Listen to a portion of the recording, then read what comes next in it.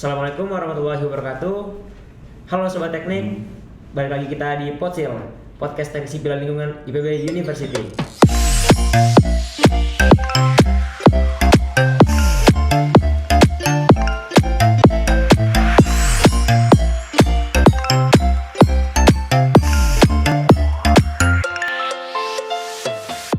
Sebelum kita berangkat lebih jauh, marilah saya ingin memperkenalkan diri saya. Perkenalkan, nama saya Adlian Fatanesia, mahasiswa Teknik Sipil dan Lingkungan IPB University Angkatan 55 atau sering disebut dengan SIL 55. Baik, pada kesempatan kali ini saya ingin mengingatkan kembali kepada teman-teman agar nggak lupa nih buat tekan tombol atau klik lonceng di bawah ini dan juga tombol subscribe, yang mana teman-teman pasti tentunya atau Sobat Teknik nggak pengen dong ketinggalan informasi terkait divisi Teknik Sipil dan Lingkungan IPB ini, yang mana dari informasi-informasi Potsil ini teman-teman juga dapat tahu nih apa aja sih yang ada di dalam dari divisi Teknik Sipil dan Lingkungan, dosen-dosennya itu bagaimana, dan juga akan meliput kegiatan mahasiswa yang berada di Teknik Sipil dan Lingkungan tentunya. Nah, langsung saja nih, udah berkata-kata di awal, tentunya Adlin nggak sendiri pada kesempatan kali ini. Kesempatan kali ini Adlin bersama dengan Bapak atau Profesor Asep Sapei. Halo Bapak. Halo. Kabar baik Pak tentunya Pak? Alhamdulillah. Alhamdulillah. Pada kesempatan kali ini saya ingin menanyakan atau berbincang, mungkin bisa disebut dengan berdiskusi ya Pak, pada kesempatan kali ini, yaitu terkait dengan topik kekeringan Pak yang ada di Indonesia khususnya Pak. Sebelum kita masuk ke topik kekeringan, ingin menanyakan dulu Pak, definisi dari kekeringan itu apa sih Pak sebenarnya Pak? Iya, sebetulnya definisinya cukup simpel ya. Kekeringan itu merupakan di mana pada suatu periode bisa lama ya, dan periodenya biasanya agak lama sampai cukup lama gitu ya, di mana suatu wilayah itu mengalami kekurangan air. Nah, itulah definisi yang sederhananya.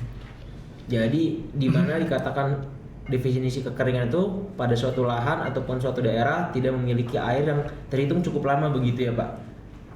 Iya, periodenya agak lama. Jadi baik Pak, selanjutnya mungkin dari kekeringan yang Bapak sebutkan di awal, ada nggak sih Pak fenomena yang berpengaruh terhadap kekeringan? Karena yang kita sendiri tahu pada iklim Indonesia sendiri memiliki dua musim Pak ya, musim penghujan dan juga musim basah. Yang mana musim kering inilah yang sangat kita perlu perhatikan Pak. Adapun fenomena atau yang aksi dari yang dapat menyebabkan kekeringan itu sendiri Pak? Iya, jadi begini ya. Walaupun tadi sudah disebut Indonesia itu sebagian daerah basah, lalu sebagian daerah kering, tetapi pada akhir-akhir ini pada daerah-daerah basah juga pada musim kemaraunya seringkali ada tempat-tempat yang kekurangan air gitu, dalam waktu yang mungkin ya bisa 2 minggu, bisa 1 bulan, bisa lebih. Nah, ini yang suatu yang perlu menjadi perhatian ya, karena tidak hanya di daerah-daerah yang kering, daerah timur Indonesia, juga daerah-daerah barat juga yang curah hujannya tinggi juga pada musim kemarau mengalami kekurangan air beberapa tempat gitu. Baik, berarti dari yang penyampaian yang Bapak sampaikan barusan, ya daerah-daerah yang seharusnya tidak mengalami kekeringan tetap mengalami kekeringan begitu ya Pak? Betul. Faktor-faktor yang menyebabkan kekeringan itu terjadi bagaimana Pak? Iya, jadi penyebab utamanya tentu saja kekeringan itu dari curah hujan ya.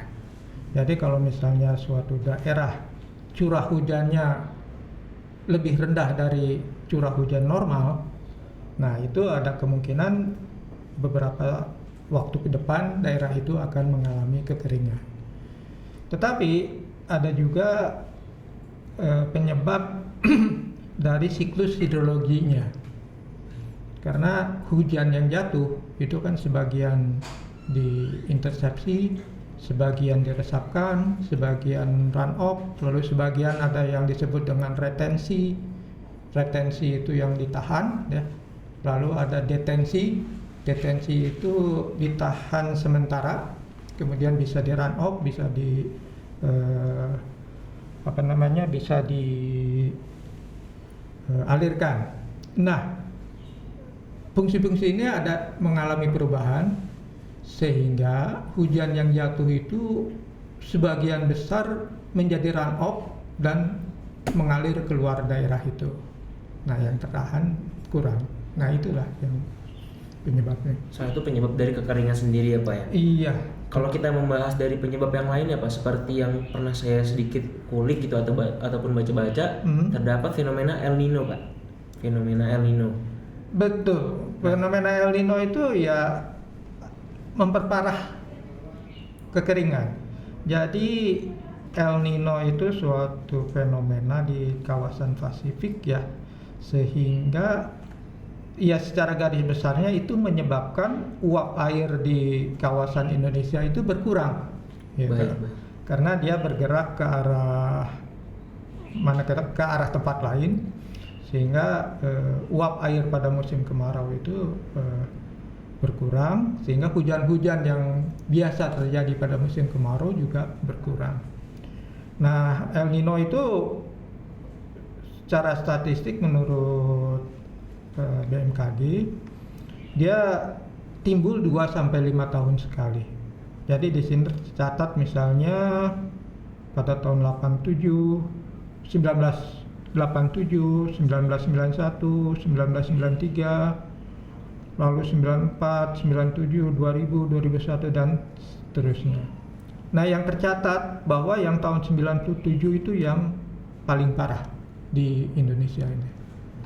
Baik. Gitu. Dari 1987 tadi Bapak sebutkan ya Pak? Iya. 1997. Secara apa namanya yang tercatat itu mungkin ini apa namanya mulai diperhatikan sejak itu. Sedangkan fenomena itu mungkin sebelum-sebelumnya juga sudah terjadi ya Pak ya. Baik.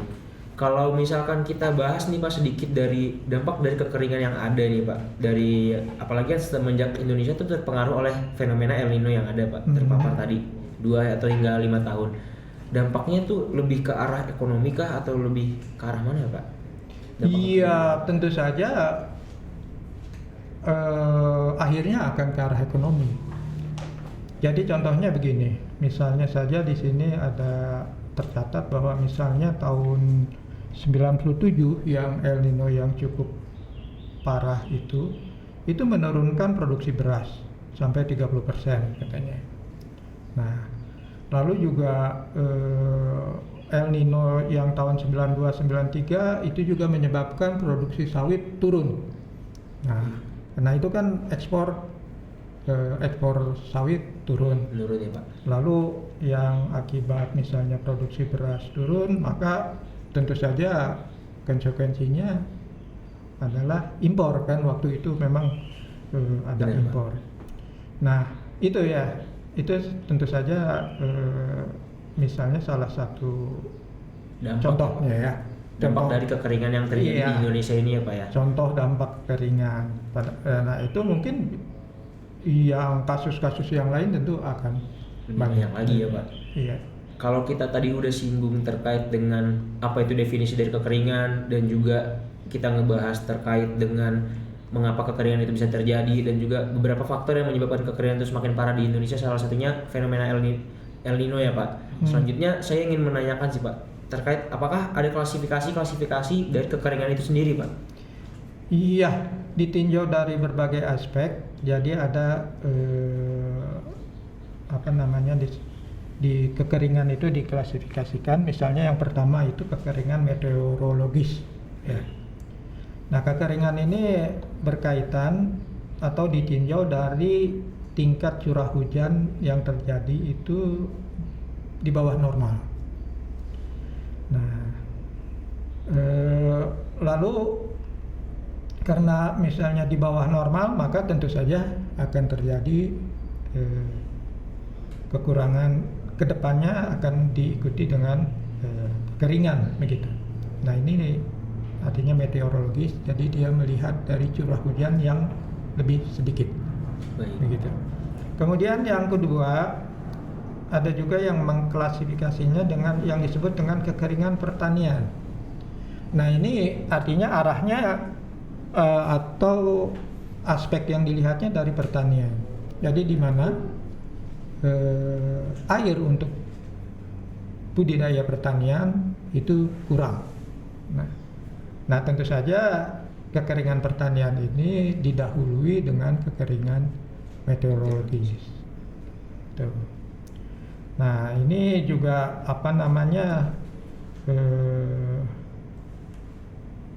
dari kekeringan ini juga diklasifikasikan atau karakteristik yang lebih detailnya juga diindikan lagi ya. Misalnya saja kalau yang berdasarkan pertanian itu misalnya dibagi menjadi kering, sangat kering, lalu amat sangat kering. Nah, ini kalau dikategorikan kering itu apabila 1/4 daun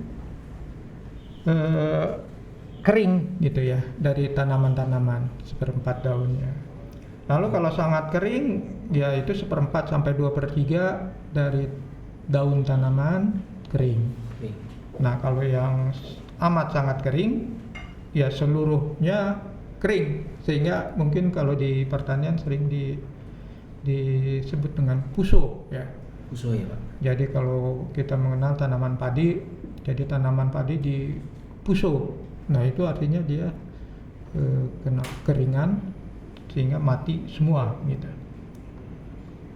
Lalu yang berikutnya klasifikasinya adalah kekeringan hidrologis.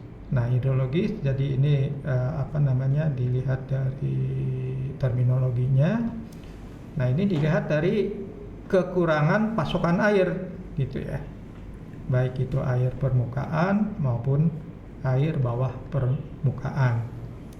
Nah, tentu saja kalau hidrologis ini melihatnya bukan hanya untuk pertanian, tetapi juga sudah melihat penggunaan air untuk kebutuhan lain, misalnya domestik, industri, lalu wisata dan sebagainya. Nah, kemudian ini pun dibedakan lagi ya menjadi kering, sangat kering dan amat sangat kering. Nah, ini biasanya kriterianya tentu saja semakin amat sangat kering itu semakin besar dampaknya. Dan yang terakhir itu kekeringan sosial ekonomi. Nah, ini tentu saja setelah terjadinya kekurangan air untuk untuk pertanian, untuk kebutuhan lain-lain dan sebagainya, sehingga dia akan mempengaruhi kehidupan, jadi sosial ekonomi. Nah, ini juga dibeda-bedakan lagi intensitasnya, sama biasanya dibagi 3 ya, yang kurang, yang sedang, dan yang amat gitu. Nah, itulah klasifikasi kekeringan yang biasa diterapkan seperti itu. Baik Pak. Jadi pentingnya klasifikasi ini kita untuk mengetahui ya Pak jenis kekeringan apa yang dialami ataupun dampak yang ditimbulkan dari kekeringan itu sendiri ya Pak. Nah, sebelum kita masuk ke topik selanjutnya yaitu pada pencegahan atau mitigasi dari kekeringan.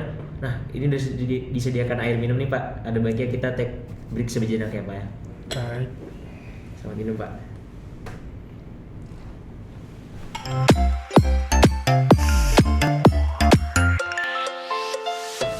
Baik, kita sudah break sejenak tadi ya Pak. Mungkin kita bisa lanjutkan lagi terkait dengan topik atau bahasan selanjutnya. Yang mana pada bahasan kali ini khususnya ingin membahas terkait dengan mitigasi ataupun pencegahan dari kekeringan itu sendiri. Dari yang sudah Profesor Asep jelaskan barusan bahwa kekeringan itu sangat berdampak berbahaya sekali untuk baik bidang ekonomi, masyarakat maupun bidang-bidang yang lainnya. Begitu Pak. Baik, ada pun cara pencegahan ataupun mitigasi dari kekeringan itu sendiri Pak. Baik. Jadi banyak cara untuk melakukan pencegahan kekeringan. Nah, intinya bahwa di dalam mencegah kekeringan ini adalah memanfaatkan atau mengelola air yang jatuh. Jadi air hujan itu yang jatuh pada musim penghujan.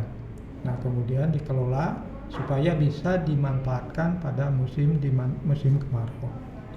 ada beberapa cara, dan biasanya dibedakan menjadi dua, teknis dan non teknis ya. Yang teknis itu juga dibedakan menjadi banyak juga caranya, misalnya dengan cara vegetasi.